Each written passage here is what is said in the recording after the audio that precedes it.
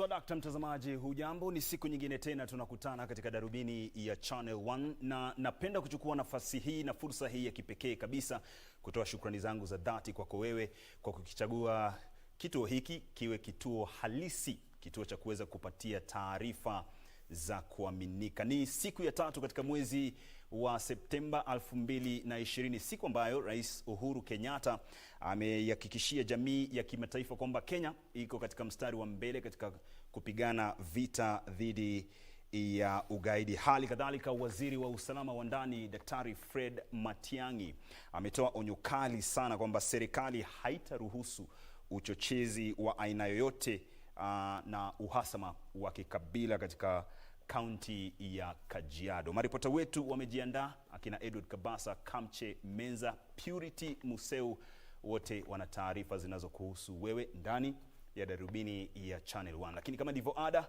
hizi ndizo taarifa kuu. Kufika tarehe 17 kama tujapata pesa tutafunga kaunti zote. This stalemate is the one causing workers not to be paid is not true. We do have a legal mechanism allowing for that. Magavana watoa wito kwa tume ya maadili na kukabiliana na ufisadi na idara ya ujasusi kuchunguza kamati ya uhasibu na uwekezaji wa umma kuhusiana na madai ya upunjaji. Bodi ya KEMSA yatafuta mwingilio wa kamati ya bunge la taifa kuhusu afya kuruhusiwa kupakua shehena ya barakoa na vifaa vya kujikinga, huku nchi hii ikinakili visa 212 zaidi vya maambukizi ya COVID-19 katika muda wa saa 24 zilizopita. Only a leader who has lost all honor and respect for constituents and who has no conscience would want to continue in office with such shameful charges against him. Chama cha ODM kinamtaka gavana wa kaunti ya Migori aondoke wadhifani.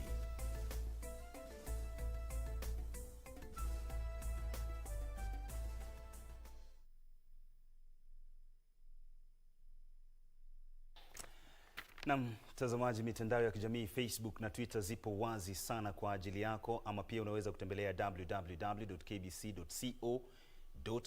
Kwenye Facebook na Twitter @KBC Channel 1. Mimi ni @Lemoka. Byron Aburi huyu hapa unamwona. Tuanze na taarifa yetu kuu. Karibu sana. Uhusiano baina ya bunge la Senate na county unazidi kudorora kila uchao. Magavana sasa wanatoa wito kwa tume ya maadili na kukabiliana na ufisadi na idara ya ujasusi kuchunguza kamati ya uhasibu na uwekezaji wa umma kuhusiana na madai ya upunjaji. Baraza hilo linaishitumu kamati hiyo yenye ushawishi mkubwa sana kwa kusisitiza kuwataka magavana kufika mbele yake kuhusiana na kanuni za kuzuia kusambaa kwa ugonjwa wa COVID-19. Haya yanajiri huku sarakasi inayozingira usambazaji wa pesa kwa kaunti ikichukua mwelekeo mwingine baada ya magavana kutishia kufunga shughuli zote katika kaunti katika muda wa majuma mawili yajayo iwapo mzozo kuhusu ugavi wa mapato kwa kaunti hautasuluhishwa. Mwanahabari wetu Kamche Menza anatuanzia darubini. Miezi mitatu baada ya kuanza kwa kipindi cha sasa cha matumizi ya pesa za serikali, kaunti bado hazijapata mgao wao. Na huku bunge la Seneti likijadiliana kuhusu mbinu bora zaidi, magavana wanasema wameshindwa kuvumilia tena. County operations are nearly grinding to a halt. Very nearly grinding to a halt. Isitoshe, baraza la magavana limetoa makataa ya wiki 2 kabla ya kusitisha shughuli zote katika kaunti. Kufika tarehe 17 kama tujapata pesa tutafunga kaunti zote. Alafu wafanyakazi waende nyumbani kwa likizo mpaka wakati tutapata hizo pesa. Hata hivyo, maseneta wanasema kuwa hawafai kulaumiwa kutokana na kucheleweshwa kwa mgao huo, kwani kuna sheria inayoshughulikia hali kama hiyo. 50% of the monies owing to the counties as per last financial year approved budgets should have been released to the counties to be able to pay their employees, to be able to meet their recurrent expenditure and other key expenditure items. And therefore, anyone saying that this stalemate is the one causing workers not to be paid is not true. Lakini magavana hawajashawishika na wanawashtumu maseneta kwa kuchelewesha mchakato huo. It is the biggest existential danger to the devolution that has existed in the 10 years of the current constitutional arrangement. Sasa wanaitaka kamati yenye ushawishi mkubwa ya uhasibu na uwekezaji wa umma kuchunguzwa kuhusiana na madai ya upunjaji. Imefika wakasema sasa tuwe tunaenda huko, na tunajua kwa nini wanataka tuende huko fiscally. Yale mambo ambao wanasema leta transport, fanya hivi, fanya hivi. Wakati huo bunge la Seneti linajiandaa kurejelea vikao vyake Jumanne ijayo baada ya likizo fupi, ilhali hakuna suluhu yoyote. For me, I'm not looking at Tuesday as being the D-Day. For me, I would want a situation where we give ourselves times to continue discussing, and therefore let us not frame Tuesday as being the day that we shall conclusively handle this issue. Na huku sintofahamu kuhusu mfumo wa ugavi wa mapato kwa kaunti ikiendelea, huku shughuli za kaunti zikiathirika, swali ni je, nani atakayenusuru magatuzi? Kamchemenza, Darubini. Vizuri sana Kamchemenza kwa taarifa hiyo. Tuangazie sasa sakata inayohusiana na KEMSA, ambapo bodi ya halmashauri ya usambazaji vifaa vya kimatibabu hapa nchini, yani KEMSA, sasa inatafuta mwingilio wa kamati ya bunge la taifa kuhusu afya ili iidhinishwe kupakua shehena iliyo kwenye magala yake ya barakoa na vifaa vya kujikinga kwa wahudumu wa umma ambavyo vilinunuliwa kwa bei ya juu mno. Mwenyekiti wa bodi ya KEMSA, Kembi Gitura, amesema itakuwa busara kupakua shehena hiyo na kuwalipa wawasilishaji bidhaa hizo kiasi cha zaidi ya shilingi bilioni 2.9. Kembi alionekana kumwelekezea kidole cha lawama afisa mkuu wa KEMSA aliyesimamishwa kazi, Daktari Jona Manjari, kwa kupuuza ushauri wa bodi hiyo katika ununuzi wa vifaa vya kukabiliana na COVID-19. Mwanahabari wetu Purity Museu anatuarifu. In my office at the time I was there, I wish to state, Madam Chair, that and if Kenyans appreciate through this honorable committee that the prices of April are not the prices of August and September, then people will start understanding why we are holding a stock at KEMSA and why we are asking this committee to help us by making a recommendation that we offload that consignment, so that, one, Kenyans have the commodities, and two, that we count the losses. I end by saying this, Madam Chair. It is not for us or for me as the chairman of the board to say that there was overpricing. The fact remains that we have supplies in our warehouse.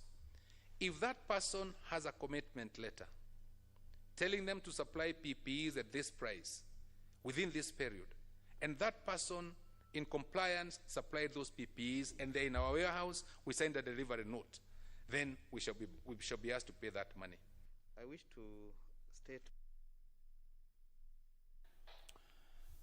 Rais Uhuru Kenyatta ameihakikishia jamii ya kimataifa kwamba Kenya itaongoza katika juhudi za eneo la Mashariki ya Afrika za kukabiliana na ugaidi kwa kushirikiana na serikali za kanda hii na washirika wake.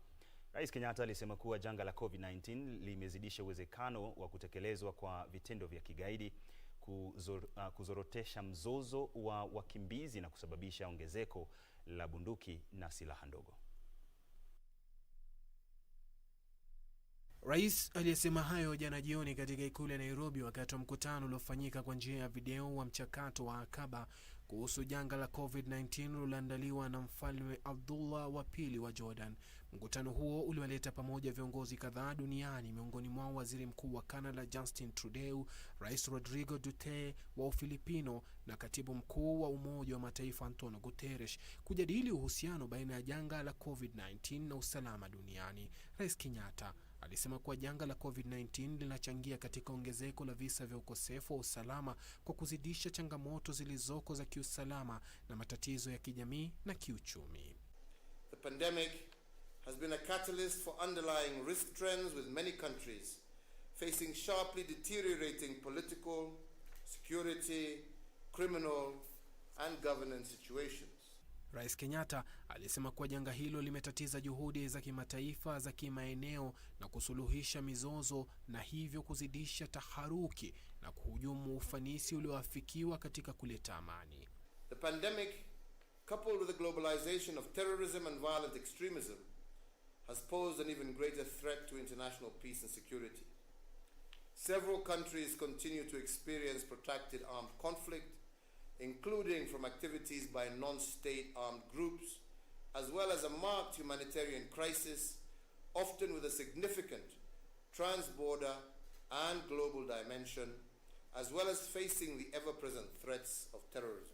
Ili kushughulikia changamoto za kiusalama ambazo zimekithiri kutokana na janga la COVID-19, Rais Kenyatta alisema kuwa nchi zilizo kwenye mstari wa mbele katika vita dhidi ya ugaidi zinafaa kusaidiwa kwa kuimarisha uwezo wao wa kushughulikia changamoto za kiusalama zinazochipuza na zile zilizoko. Your Excellencies, the push for technical assistance, capacity building and enhanced coordination to strengthen global counterterrorism capacities, including through the Counterterrorism Committee, the Office of Counterterrorism and other UN entities, the African Union, regional economic communities and other mechanisms, are key to building appropriate and harmonized actions. Waziri Mkuu wa Canada Trudeau alitoa wito wa kuhusishwa kwa wanawake katika mashauriano ya kitaifa kuhusu usalama ili kuhakikisha maoni mbalimbali yanatiliwa maanani. Suleiman Yeri, Darubini ya Channel 1. Na mtazamaji, Rais Uhuru Kenyatta huyo hapo akihakikishia jamii ya kimataifa kwamba Kenya itaongoza katika juhudi za kupigana na ugaidi katika eneo hili la Afrika Mashariki. Tuangazie siasa. Chama cha ODM sasa kinamtaka gavana wa kaunti ya Migori aondoke wadhifani. Chama hicho kinadai kuwa gavana Obado amekuwa fedheha kwa wakazi wa kaunti ya Migori na kwamba hakitamvumilia kiongozi yeyote atakayepatikana amejihusisha na ufisadi. Chama hicho vile kimesema itakuwa vigumu sana kwa Obado kutekeleza jukumu lake, kwani kulingana na masharti ya kuachiliwa kwake kwa dhamana hafai kuingia kwenye afisi za kaunti hiyo. Mzozo baina ya chama cha ODM na gavana wa Migori Okoth Obado umepamba moto. Chama hicho kinadai kuwa gavana huyo ni fedheha kubwa na hivyo basi hawezi kuvumiliwa tena. Mwenyekiti wa chama cha ODM John Mbadi amesema chama hicho hakiruhusu ufisadi na kwamba madai yanayoibuliwa dhidi ya gavana yanatosha kumfanya atimuliwe mamlakani. Tuhuma zinazomkabidhi Mheshimiwa Obado kwa sasa zinatokana na matendo yake katika mwaka wa 2014-15. Hiyo ndio ripoti ambayo ilitoka kwa DPP. Wakati huo Obado alikuwa mwanachama wa chama kingine kinaitwa PDP.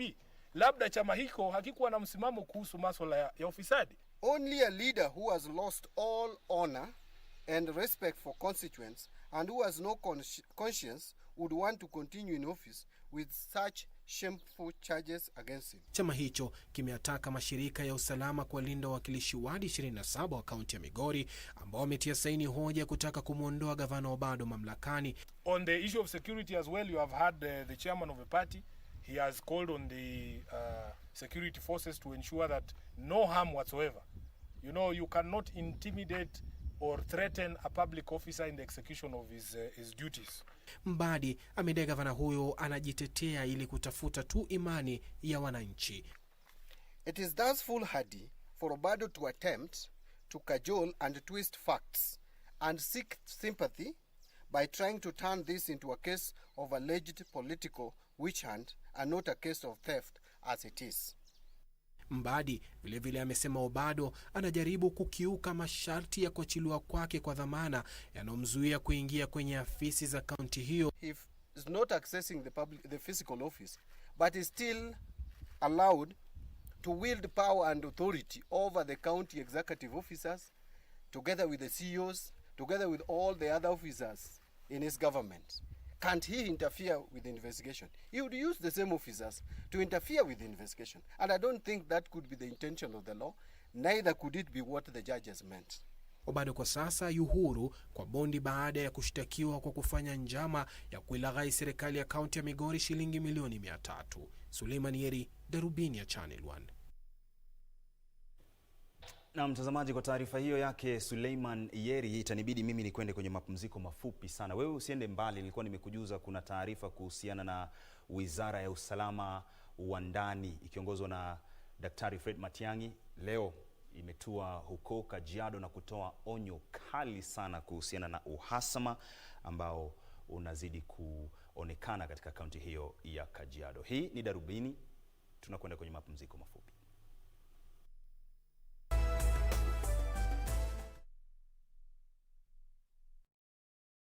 On the next episode of Kama ulijua huwezi kunilisha mimi, mbona ulinitoa kwetu? Kwa nini ulinioa na kuuliza? Fani ya mwanamke huku kwetu, ni akaendane, mwanaume naye atoke zake akachume. Umeelewa? Mwanaume tena kama wewe vile, lakini ni tajiri wewe. Sisi hatosheki. Nyinyi wanaume ndio wabaya. Nyinyi hata hamridhiki kabisa, hata mfanywe nini. Ukiona paka majani, jua nyumbani hashibi. Hatujali kazi zenu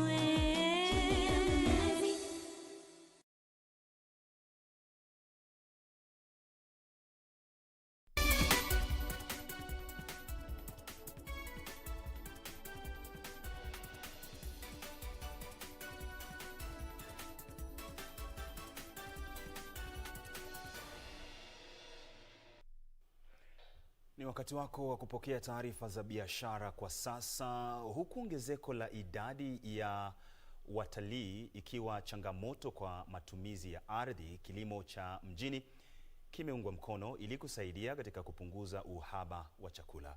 Katika kaunti ya Nakuru, kundi la wanafunzi wa chuo kikuu limejihusisha kabisa na kilimo cha mjini na vilevile kuwaelimisha wakazi wa mji huo kuhusu kilimo hicho. Katika kipindi cha chini ya miezi 6 sasa, wanafurahia matunda ya shughuli hiyo. Wizara ya Kilimo imeashiria kwamba 25% ya watu wanaoishi mjini wanashiriki kilimo cha uzalishaji mimea mbalimbali na ufugaji. 72% ya watu hao hukuza mboga, wakifuatiwa na wale wanaofuga kuku ambao hujumuisha 66%.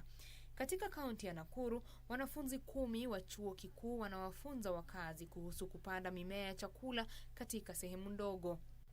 Wanafunzi hao waliungana shule zilipofungwa mwezi Machi mwaka huu kufuatia mchipuko wa ugonjwa wa COVID-19 na kubuni kundi la vijana la Caldera linalohimiza upanzi wa mboga kwenye bustani za orofa za umbo la koni. We discovered that the storage garden is quite efficient when it comes to saving on space. That is, the storage garden occupies 21 square feet. In the same space, you are going to plant 16 vegetables or stems if you are to plant on the ground. But with the storage garden, we use 130 stems in one storage garden. Wanasema bustani hizo zinaweza kuwekwa kwenye ngazi, veranda na roshani. So I would encourage even those parents who have maybe a 50 by 100, even a quarter. You can start up something like this and you will get more profit from it. Kundi hilo lilianza kwa bustani 2 za orofa na sasa wana bustani 50. Kwenye bustani hizo, mkulima anaweza kupanda shina 130 za mboga ikilinganisha na shina 16 ambazo mkulima anaweza kupanda kwa kutumia mbinu za kawaida za ukulima wa ardhini. Wataalamu wanasema kwa sababu ya uhaba wa nafasi katika maeneo ya mjini, bustani hizo hutoa suluhu za kudumu kwa uhaba wa chakula. So storage gardening is a sustainable way of creating food security for households, because when you have each household put up 2 storage gardens, that is enough for them to supply their family with enough vegetables for a very long time. Hata hivyo, wanasema kwamba ingawa wengi wanatumia bustani za mijini kuzalisha chakula, vilevile kilimo hicho kinapaswa kuboreshwa ili kuwa kilimo misitu. Betty Kiptum, Darubini ya Channel 1.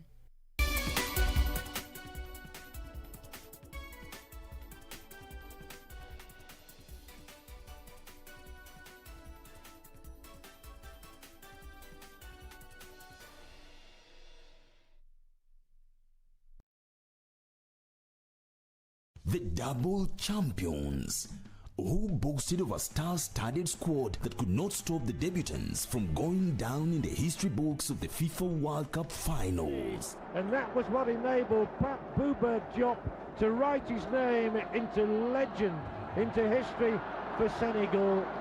It is France, the world champions, 0. It is down memory lane with the Lions of Teranga, Senegal, as they mold Les Blues of France in the 2002 edition to reach the quarterfinals. Save the date this Saturday at 5 p.m. on KBC Channel 1. Soca Finest. Tonight on KBC Channel 1. Wanawake kuimba na kucheza katika eneo hili sio jambo la kushangaza, lakini wakiwa na ala za kazi mikononi mwao, hadithi ndiyo hiyo. Kutokana na mpango wa halmashauri ya kitaifa ya unyunyizaji maji mashamba, wakazi wa Turkana sasa wana hadithi tofauti ya kusimulia. Wale watu wana mashamba na hawataka kulima, tunasema sasa, kwa nini wewe unaumia njaa na mchanga ndio hii, mvua ndio hii, maji ndio hii?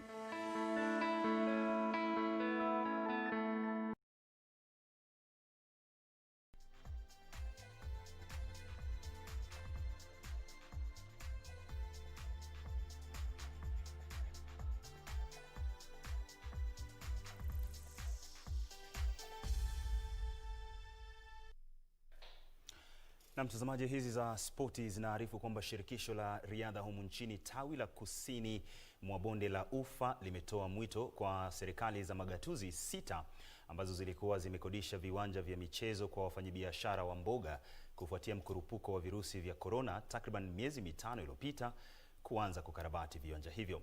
Mwenyekiti wa tawi hilo John Washira ametoa mwito kwa serikali kuanza kuondoa wafanyabiashara hao ili kuwaruhusu wanariadha kufanya mazoezi.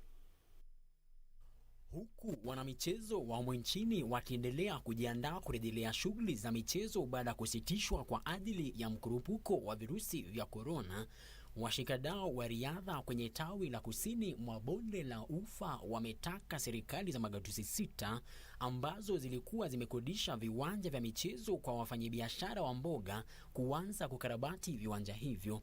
We have challenges with our stadiums, and we are appealing to county government that they actually assist our athletes, and we know most of the stadiums are being used as marketplaces, so we are appealing to the government to help us, to county governments to help us, especially our governors. I'm appealing to our governors to take a lot of interest, to put a lot of interest in athletics. What we only require is the running track and the field of play. But to go in many stadiums, you will find they don't have facilities. We are appealing, I am appealing on behalf of all officials that we require facilities in each and every stadium. Washira alikuwa akizungumza mjini Nyahururu wakati alipogawanya msaada wa vyakula kwa mariadha chapukizi kutoka kambi za riadha zilizoko mjini Nyahururu, gatuzini Laikipia, kwenye mpango wa ushirikiano wa chama cha riadha cha Kenya na Wizara ya Michezo. If teachers can be assisted to work with Athletics Kenya, so that they assist the children to just run for fun, compete in school competition, then when they go to high school, they are now subjected to training. They are accessed to this program that we are running now, that the ministry has brought up, where we are supporting the young athletes. Mpango huo ulioanza mwezi Mei mwaka huu umefaidi mamia ya wanariadha ambao walikuwa wanajitayarisha kushiriki katika mbio za wanariadha wasiozidi umri wa miaka 20 duniani. Frederick Mwoki, Darubini Michezo. Na tukiachana na hayo ya riadha, haya ya soka yanaarifu mtazamaji kwamba uchaguzi wa shirikisho la soka humu nchini ambao umeratibiwa kuandaliwa tarehe 17 mwezi ujao huenda ukakosa kuandaliwa baada ya kundi la washikadau wa soka kumwandikia barua msajili wa mashirikisho ya michezo kupinga kuandaliwa kwa uchaguzi huo. Kundi hilo linadai kuwa maafisa wa sasa wa shirikisho la FKF hawana mamlaka ya kuandaa uchaguzi kwa kuwa muda wao wa kuhudumu ulikwisha mwezi Novemba mwaka uliopita. Kundi hilo pia limesema kuwa ofisi ya sasa ya FKF haijatimiza masharti yoyote ya msajili wa vyama vya michezo, kwa hivyo katiba ya sasa si halali. Haya yanajiri siku chache tu baada ya wagombezi wanne wa kiti cha wenyekiti Sam Nyamweya, Twaha Mbarak, Nicholas Musonye, hali kadhalika Sami Shorei kukosa kuwasilisha stakabadhi zao za uteuzi kwa bodi itakayosimamia uchaguzi wa FKF, wakidai kuwa kuna kasoro nyingi katika mchakato mzima wa kuandaa uchaguzi huo.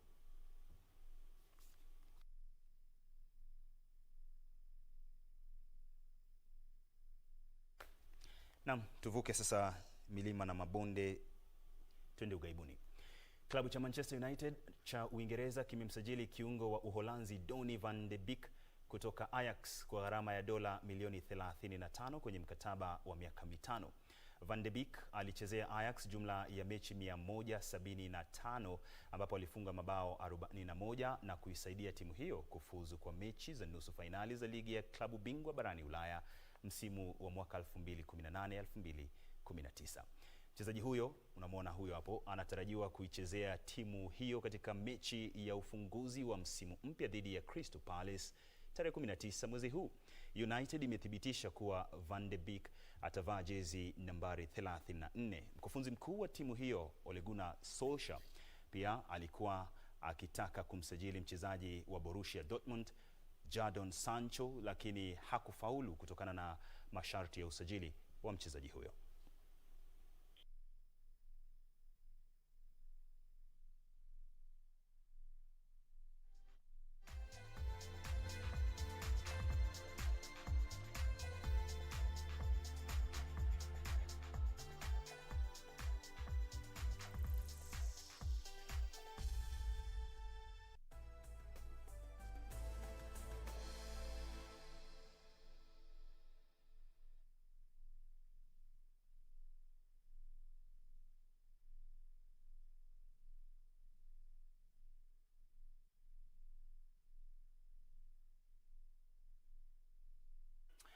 Na mtazamaji, kabla ya kufunga darubini rasmi, wacha tuangazie taarifa inayohusiana na corona. Hali ya corona tangia tuanze kupima, taifa hili limethibitisha visa vipya 212 vipya vya maambukizi ya virusi vya corona katika muda wa saa 24 zilizopita kutoka kwa sampuli 3973 zilizochunguzwa. Wizara ya Afya imesema kuwa idadi ndogo ya visa hivyo huenda inatokana na makadirio kwamba maambukizi huenda yakaanza kupungua mwezi ujao ukikaribia.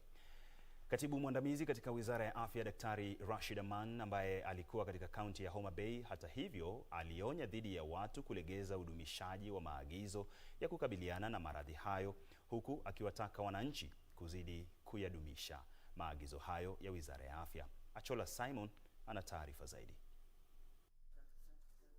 Katibu mwandamizi katika Wizara ya Afya Dr. Rashid Amani alikuwa katika kaunti ya Homa Bay kujifahamisha kuhusu maandalizi ya kaunti hiyo katika kukabiliana na janga la maradhi ya COVID-19, huku akipongeza jitihada za kaunti mbalimbali kote nchini katika kukabiliana na maradhi hayo. Dr. Amani alionya dhidi ya kuzembea kwenye vita dhidi ya janga hilo, huku visa vya maambukizi vikiendelea kupungua. With what we are seeing, we think we are moving in a good direction, but we need to exercise caution. We need to continue observing all the measures that were put in place so that we sustain that position and maybe even drive it to the direction that we want it to move to. I want to affirm to the nation and the people of Homa Bay that if you look at the evolution of this pandemic, it is going exactly as had been predicted by the technocrats in the Ministry of Health, together with our modeling team from the University of Nairobi and Jomo Kenyatta University of Agriculture and Technology. Wizara hiyo ilithibitisha visa vipya 212 kutoka kwa sampuli 3973 zilizochunguzwa katika saa 48 zilizopita na kufanya jumla ya idadi ya watu walioambukizwa nchini kufikia 34,705. I am happy to inform you that today 195 patients have recovered from the disease. 141 of these were discharged from the home-based care program, and 54 were discharged from various health facilities where they were receiving care. So our total recoveries has now moved to 20,644. Kaunti ya Nairobi inazidi kuongoza kwa maambukizi, huku ikiwa na visa 96, Mombasa 21, nazo Busia na Kiambu zikiwa na visa 10 na 11 mtawalia. Dr. Amani alisema kuwa taifa hili lipo katika mkondo wa kuafikia lengo la kituo cha kudhibiti maradhi barani Afrika cha kuchunguza 1% ya idadi ya watu katika kila taifa barani. Of course, that target may have changed over time because of the spread of the virus, but we will continue within the capacities and resources that we have, sometimes limited by availability of reagents. We will continue to ramp up our testing and be able to identify all those that may be exposed to this virus. Achola Simon, nikipotea darubini ya Channel 1 kutoka kaunti ya Homa Bay. Mtazamaji, ni Achola Simon huyo moja kwa moja kutoka kaunti ya Homa Bay akiripoti mubashara. Taarifa lukuki zitakuwa zinakujia mwendo wa saa 3, lakini bwana director, naomba unipe dakika moja ni wataje wawili watatu ambao wamekuwa kitazama kwenye mitandao ya kijamii. Kuna Amo Hamilton kutoka Nakuru, Nyutu kutoka Shanzu, kutoka Thika pia Abdikadir Tulu, hali kadhalika Kevin Wanjala unasema unatizama ukiwa Kisumu, love KBC. Tunakupenda pia. Coach Gilbert, hali kadhalika Bildad Bari, hao wote wanatizama kupitia mtandao wa Facebook. Shukrani sana tena kwa utazamaji wako. Hiyo kesho darubini itakuwepo hewani muda na wasaa kama wa leo. Kwa niaba ya wote walioshiriki katika kufanikisha darubini usiku wa leo, akiwemo bwana Aburi, huyo hapo unamuona, na kuacha na utabiri wa hali ya hewa ukiwa na Mari Yambo. Mimi ni Isaac Lemoka na nimetoka.